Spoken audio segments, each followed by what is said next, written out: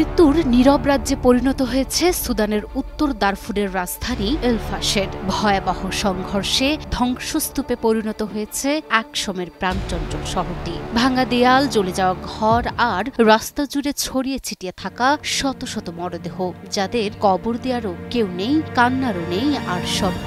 বাতাস ভারী হয়ে আছে মৃত্যুর গন্ধে। নিস্তব্ধতার মাঝেই যেন প্রতিধ্বনিত হচ্ছে মানবতার শেষ ক্রন্দন। এ যেন আরেক মৃত্যুপুরী, যেখানে মানবতার শেষ নিঃশ্বাসগুলো ধীরে ধীরে মিলিয়ে যাচ্ছে।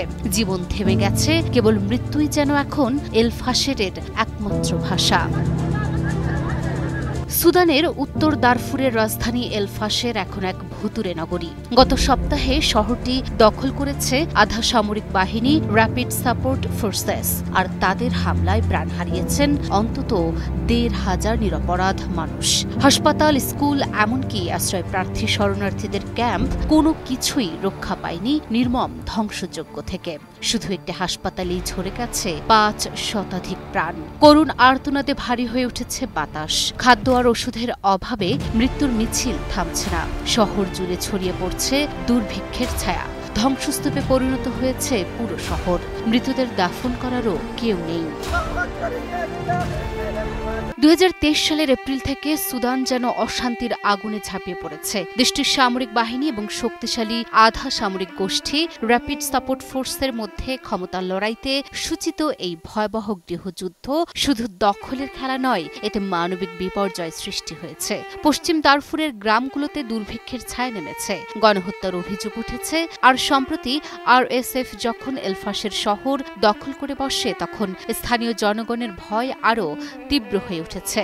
দ্বন্দ্ব শুরু হওয়ার পর থেকে এখন পর্যন্ত ১.৫ লাখের বেশি প্রাণহানি হয়েছে এবং ১,২০,০০,০০০ মানুষ ঘর বাড়ি ছেড়ে পালিয়েছে। জাতিসংঘ এটিকে বিশ্বের বৃহত্তম মানবিক সংকট হিসেবে অভিহিত করেছে। এই দ্বন্দ্ব শুরু হয়েছে সুদানের সেনাবাহিনী এবং আধা সামরিক দল আরএসএফ এর ক্ষমতার দ্বন্দ্ব নিয়ে। ২০২১ সালের সামরিক অভ্যুত্থানের পর দেশ চালাচ্ছেন সেনাপ্রধান general Abdul Fattah al Burhan ও আরএসএফ নেতা জেনারেল মোহাম্মদ হামদান দাগালো। তাদের মধ্যে মূল বিরোধের বিষয় ছিল প্রায় ১ লাখ সদস্যের আরএসএফকে সেনাবাহিনীর সঙ্গে একীভূত করার পরিকল্পনা এবং নতুন এই যৌথ বাহিনীর নেতৃত্ব নিয়ে। ধারণা করা হয় দুজন জেনারেলই তাদের ক্ষমতা, সম্পদ ও প্রভাব ধরে রাখতে চেয়েছিলেন।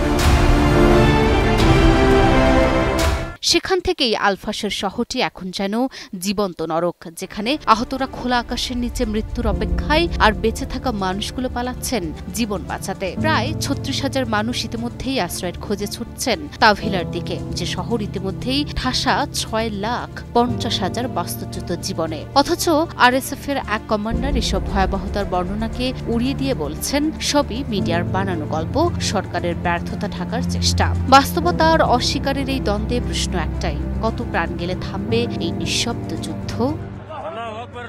Desk report, news 24।